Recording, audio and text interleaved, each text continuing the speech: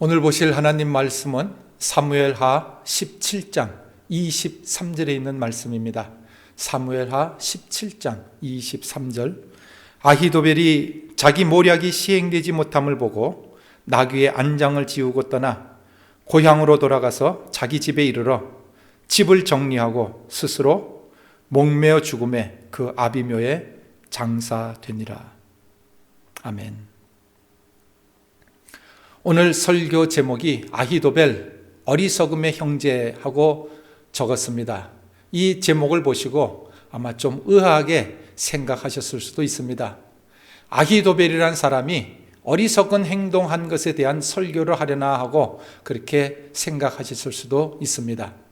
그러나 이 제목을 이렇게 지은 이유는 아히도벨의 이름 뜻 자체가 어리석음의 형제라는 의미이기 때문에 단지 그 이름의 뜻을 적은 것입니다. 아히도벨을 그냥 한국말로 간단하게 번역을 한다고 하면 그저 바보, 멍청이 정도가 될 것입니다. 저는 아히도벨의 아버지가 왜 자기의 아들의 이름을 이렇게 좋지 않은 이름을 지었는지 그 이유는 잘 모르겠습니다. 유대인들은 아이가 태어난 지 8일째 이름을 지어줍니다. 이때는 아이가 아직 그 어떠한 행동도 하기 이전입니다. 그 어떠한 행동도 하기 이전인데 나름대로 뜻을 부여해서 이름을 짓는 것은 그 부모의 당시 환경과 그 부모의 심경의 영향을 받은 것을 그대로 나타내기도 합니다. 요셉의 맏아들의 이름은 므낫세인데 그 의미는 잊어버림입니다. 맏아들의 이름을 잊어버림이란 뜻으로 지은 이유는 요셉이 과거의 고통을 다 잊고 싶은 심정이었기 때문이라고 이야기를 합니다. 요셉에게 있어서는 이유가 있어서 이렇게 지었지만 이런 이름을 가지고 사는 당사자에게는 아마 그렇게 편하지만은 않았을 것입니다. 아마 므낫세가 이제 나이 많아 늙어서 치매라도 걸렸다고 하면 그 자녀들이 이렇게 이야기하지 않았을까 생각을 해봅니다. 아버지, 이름대로 됐네요. 아버지의 이름의 뜻이 잊어버림이잖아요. 오늘 본문에 나오는 아히도벨의 이름의 뜻은 어리석음의 형제, 무지함의 형제라는 뜻입니다. 하지만 중요한 사실은 아히도벨은 이렇게 나쁜 이름을 가졌지만 이름의 뜻과는 정반대의 삶을 살았습니다. 어리석음의 형제라고 하는 이름을 가진 사람이 사회적으로는 아주 지혜로운 사람이었고 성공한 사람이었습니다. 성경에서 아히도벨의 이력을 이렇게 설명하고 있습니다. 역대상 27장 33절에 있는 말씀을 보시게 되면 아히도벨은 왕의 모사가 되었고, 여기서 왕은 다윗 왕을 가르치는데요. 아히도벨은 다윗 왕의 모사, 작전 참모, 다윗 왕의 카운슬러였던 것입니다. 성경에 보게 되면 다윗 왕에게 있어서 모사, 참모는 모두 4명이었는데 첫째는 다윗 왕의 삼촌 요나단이었고 둘째가 아히도벨, 그리고 아히도벨의 후계자로 여호야다와 아비아달이 있었다, 이렇게 기록합니다. 다윗 왕의 삼촌 요나단은 아마도 다윗 왕정 초기에 활동하였을 것입니다. 그리고 여호야다와 아비아달은 아히도벨의 후계자라고 하였으니 아마 아히도벨이 죽은 다음에 모사로 일하지 않았는가 생각이 됩니다. 그러니 다윗 왕 시대에 있어서 가장 전성기 때 작전 참모는 아히도벨이었을 것입니다. 다윗 왕 시대는 전쟁을 통한 정복 사업으로 이스라엘 나라의 영토를 크게 넓혀가던 때였습니다. 그러한 시대에 나라의 작전 참모, 카운슬러였다고 하면 그는 대단히 성공한 사람입니다. 그의 지혜에서 나오는 작전으로 다윗 왕의 전쟁을 백전백승 승리로 이끌었다고 하면 이는 대단한 지혜를 가진 사람입니다. 아마 중국 역사 삼국지에 나오는 제갈량, 즉 제갈공명보다 뛰어난 사람일 것입니다. 성경에서 그의 지혜와 작전을 이렇게 칭찬을 합니다. 사무엘하 16장 23절에 보시게 되면 그때의 아히도벨의 베푸는 모략은 하나님께 물어받은 말씀과 일반이라.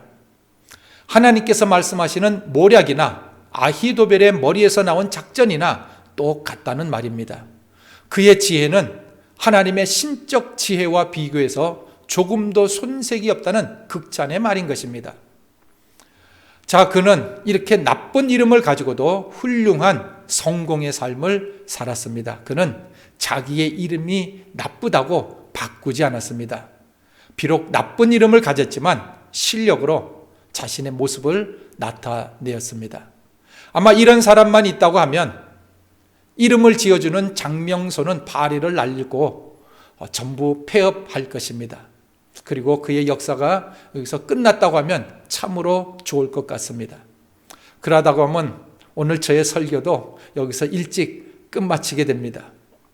하지만 오늘 본문인 사무엘하 17장 23절을 보게 되면 이렇게 훌륭했던 아히도벨이 비참한 최후를 맞이합니다.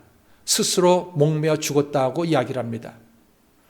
이스라엘 문화에서 그리고 성경에서 자살은 지옥 간다는 직접적인 언급은 하지 않지만 매우 잘못된 것이라고 하는 의미를 담고 있습니다. 이스라엘의 초대 왕이었던 사울의 자살 사건이라든지 또한 예수님을 배반했던 가룟 유다가 자살한 사건을 사도들이 나쁘게 해석한 것 등이 그렇습니다. 욥은 그렇게 극심한 어려움을 겪으면서 그래서 죽음이 빨리 찾아오기를 기다렸지만 그러나 그 고통 속에서도 자살은 하지 않았답니다. 그러나 아히도벨은 그의 결말이 자기의 이름처럼 돼버리고 말았습니다. 즉 어리석은 사람이 되었습니다. 신흥국가 이스라엘을 강대국으로 만드는데 중추적인 역할을 했던 지혜로운 사람이 왜 이렇게 잘못된 결말을 맺고 말았을까요? 성경은 그 원인을 정확하게 직접적으로 지적하지는 않지만 사무엘서를 통해서 당시 역사를 살펴보게 되면 그 이유를 어느 정도는 유추해 볼 수 있습니다. 사무엘하에 나오는 아히도벨의 가족 상황을 살펴보게 되면 아히도벨은 엘리암의 아버지요, 엘리암은 밧세바의 아버지라고 기록하고 있습니다. 즉 아히도벨은 밧세바의 친할아버지가 된다는 것입니다. 사무엘하 11장 3절에 있는 말씀을 보시게 되면 다윗이 보내어 그 여인을 알아보게 하였더니 고하되 그는 엘리암의 딸이요 헷사람 우리아의 아내 밧세바가 아니니까 하고 이야기를 합니다. 즉 밧세바의 아버지의 이름이 기록이 되어 있는데 엘리암이라고 하는 사람입니다. 그런데 이 밧세바의 아버지 엘리암은 또한 아히도벨의 아들입니다. 사무엘하 23장 34절입니다. 길롯 사람 아히도벨의 아들 엘리암과 밧세바는 우리아의 아내로 잘 알려져 있지만 그 아버지 엘리암을 아는 사람은 그렇게 많지 않은 것 같습니다. 그리고 성경을 보게 되면 밧세바의 아버지 엘리암은 다윗의 30용사 중 한 명이었고 밧세바의 남편 우리아도 엘리암과 같은 30용사였습니다.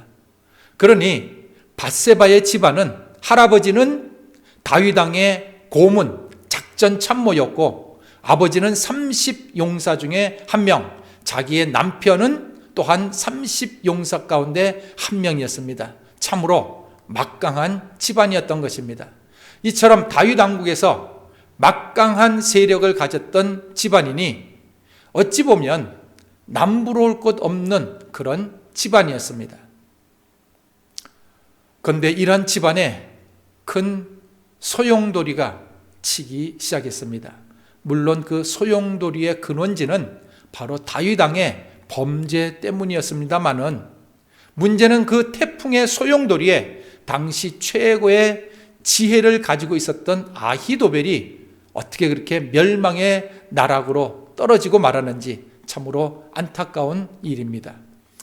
압살롬이 아버지 다윗을 모반하여 쿠데타를 일으켰을 때 다윗의 참모였던 아히도벨은 다윗을 떠나서 압살롬 편에 가담하게 됩니다. 사무엘하 15장 12절에 있는 말씀입니다.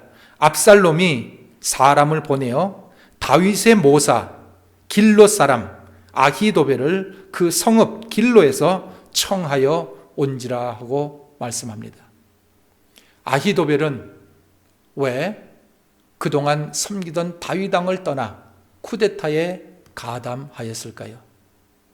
이렇게 뛰어난 지혜를 가진 자가 왜 갑자기 줄을 잘못 썼을까요? 압살롬이 더 강해서 그랬을까요?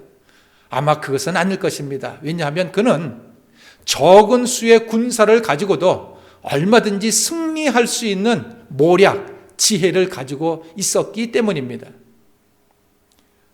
그가 압살롬의 쿠데타에 가담한 것은 아마도 다윗 왕이 저지른 범죄를 용서하지 못한 이유가 아닐까 생각을 해봅니다. 하나님은 다윗 왕을 용서해 주셨습니다. 그런데 아히도벨은 그것이 용납되지 않았던 것 같습니다.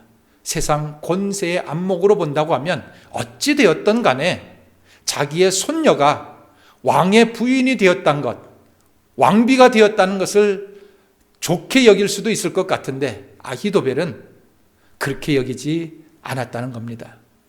율법의 정신으로서 본다고 하면 아히도벨은 아마 매우 올바른 사람으로 그렇게 생각할 수 있습니다. 하지만 율법을 엄격하게 준수한다고 했던 바리새인들이 왜 예수님에게 걸려 넘어지고 책망을 받았습니까? 자신들은 율법을 지켜 깨끗하다고 자부하였을지 모르지만 이면에 범죄한 자들을 용납해 주지 못하고 죄인들을 용서해 주지 못했기 때문이었습니다. 탕자의 비유에서 맏아들이 왜 욕을 먹습니까? 그는 아버지께 해를 끼친 것 아무것도 없습니다. 그러나 방탕했던 자기 동생에 대해서 관대하지 못했습니다. 아버지는 용서해 주셨는데 그 형은 용서하지 않았던 것입니다.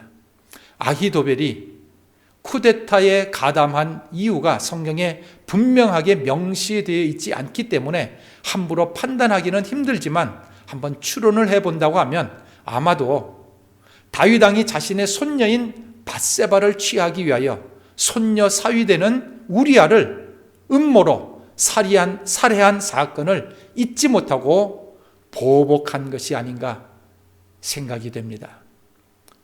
잠언서를 보게 되면 솔로몬은 증언하기를 사람이 가져야 할 보배 중 최고는 지혜라고 이야기를 합니다. 잠언 3장 14절에서 15절에 있는 말씀을 보시면 이렇게 기록을 했습니다. 지혜를 얻는 것이 은을 얻는 것보다 낫고 그 이익이 정금보다 나음이니라. 지혜는 진주보다 귀하니 너의 사모하는 모든 것으로 이에 비교할 수 없도다라고 말하였습니다. 지혜가 좋은 것은 사실입니다. 그러나 이것을 기억하십시다. 지혜는 마음이 선한 사람이 소유해야 그 사회가 좋게 발전해 나가지, 만약 악한 욕망을 가진 사람이 지혜를 가진다고 하면 그 사회는 혼란에 빠지게 될 것입니다. 우리가 아는 대로 솔로몬은 엄청난 지혜를 가졌지만 하나님 섬기는 일에는 실패했습니다. 다윗 왕은 한번 범죄도 했고 솔로몬 같은 지혜는 없었지만 하나님 섬기는 일에는 실패하지 않았습니다. 지혜가 좋은 것은 사실이지만 지혜보다 더 우선되어야 할 것이 있습니다. 그것은 바로 사랑입니다. 예수님은 인간이 가져야 할 가장 기본적인 것은 사랑이라고 선언하십니다. 그 무엇보다도 가장 먼저 사랑부터 있어야 한다는 말입니다. 율법의 계명 중에도 가장 첫째 되는 계명은 하나님을 사랑하는 것이고 둘째 계명은 이웃을 사랑하는 것이라고 못 박았습니다. 사랑이란 단순히 누구를 좋아하는 것을 의미하지 않습니다. 한 사람을 사랑하기 위해서는 고통과 아픔이 같이 따라올 수 있습니다. 왜냐하면 사랑에는 용서가 동반되어야 하기 때문입니다. 용서 없는 사랑이란 있을 수 없는 일입니다. 바로 이 용서는 하나님과 인간 관계의 기초가 되는 뿌리입니다. 마태복음 18장 21절에 보게 되면 사도 베드로는 용서에 대하여 예수님께 이런 질문을 던집니다.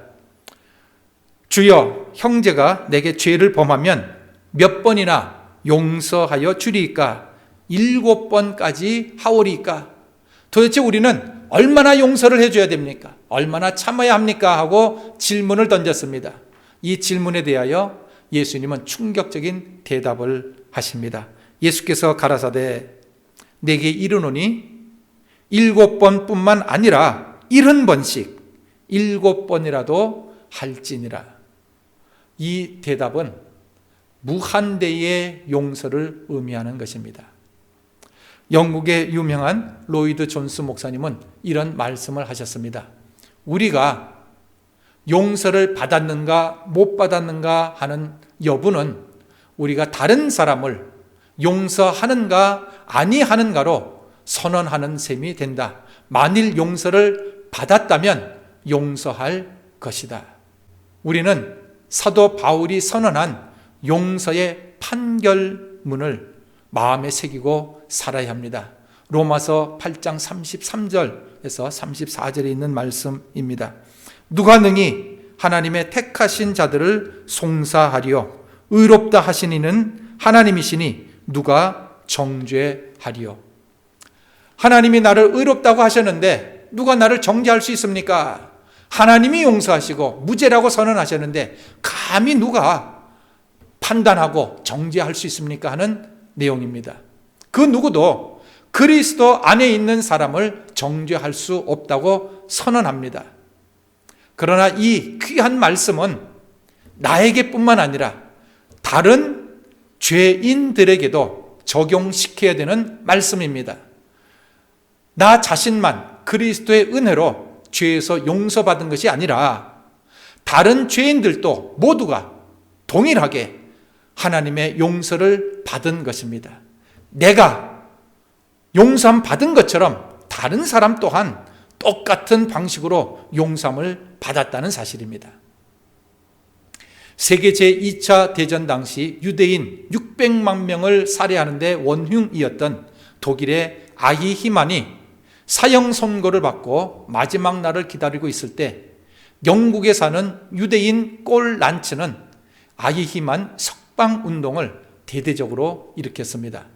꼴 란츠가 이 원수 아히히만을 용서하자는 이유는 다음과 같습니다. 첫 번째, 아히히만을 사형한다고 해서 이미 죽은 유대인들이 살아나지 아니한다. 두 번째, 육신은 사형하지 아니해도 오래 살지 못하고 죽을 것이다. 왜? 사람이란 다 죽게 마련이니까. 세 번째, 하나님은 그의 영혼을 심판하셨을 테니 그것으로 족하지 아니한가. 네 번째, 동생을 죽인 가인도 하나님은 용서하지 아니하셨는가. 인류의 원수 아히히만을 용서함으로 사랑이 식어진 세상에 사랑을 심자는 것이 그 이유였습니다. 용서가 포함되지 아니하는 지혜, 사랑이 없는 지혜는 위험합니다.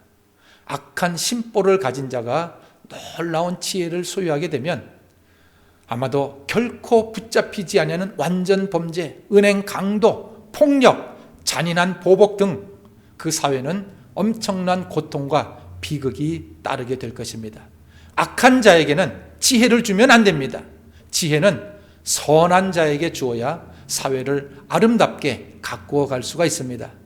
지혜를 구하기 이전에 죄인을 용서할 수 있는 관용의 마음을 달라고 우리는 기도를 해야 합니다. 부시 전 대통령 재임 시절 자신을 비판해온 여기자가 있었습니다. 그 기자는 그 아버지 부시 대통령 때부터 백악관 출입 기자였고 주로 대통령 그리고 교황 등과 같이 권력층의 정면으로 비판을 해서 명성을 날렸던 모린 도드입니다. 클린턴 전 대통령의 루인스키 스캔들을 다뤘던 기사로 1999년 퓰리처 상을 타기도 했던 그녀는 딕 체니 부통령을 총잡이로 묘사를 하기도 했고 부시 전 대통령도 허풍쟁이로 부르기도 했습니다. 그야말로 백악관엔 골칫덩어리 같은 존재였습니다. 그런데 그녀가 부시 전 대통령의 해외 순방길에 취재 기자로 같이 떠났습니다. 처음으로 방문했던 그 이스라엘에서 심한 배탈이 납니다. 백악관 측은 대통령의 주치의에게 치료를 받으라고 권유했지만 그녀는 거부를 합니다. 이어서 쿠웨이트를 거쳐 바레인으로 가자 증세가 더욱 심해져서 정기 칼럼조차도 쓸 수 없는 상황이 되었고 그제야 그녀는 대통령의 주치의에게 응급치료를 받았습니다. 부시 전 대통령은 거기서 멈추지 않고 바레인을 떠나면서 그녀를 대통령 전용기에 타도록 했고 착륙 때까지 극진한 치료를 받도록 배려를 해주었습니다. 이후 도드 기자는 부시 전 대통령에 대해서 정말로 멋지고 인정이 많다고 말하며 감탄사를 연발했답니다. 나를 싫어하는 사람의 생각을 바꿀 수 있는 것은 힘이나 권력, 완벽한 논리가 아닙니다. 그것은 용서를 통해서 베풀어지는 사랑에 감동받을 때입니다. 조지 허버트의 말을 인용하면서 오늘 말씀을 마치겠습니다. 다른 사람을 용서하지 못하는 사람은 자신이 건너야 할 다리를 부수는 것이다. 다른 사람을 용서하지 않는 것은 자신이 걸어가야 할 그 천국길을 파괴하는 것이라는 것입니다. 기도드리겠습니다. 하나님, 오늘 한때 최고의 지혜를 가지고도 잘못된 길로 간 한 사람의 역사를 살펴보았습니다. 남을 용서하지 않으면서 내 죄사함을 받기를 바라는 어리석은 자가 되지 않게 하여 주옵소서. 남을 용서하지 않으면 내 자신이 용서받지 못한다는 주님 나라의 원칙을 배우게 하옵소서. 참다운 지혜는 타인의 잘못을 용서해주는 사랑의 마음임을 알게 하옵소서. 예수님 이름으로 기도드립니다. 아멘.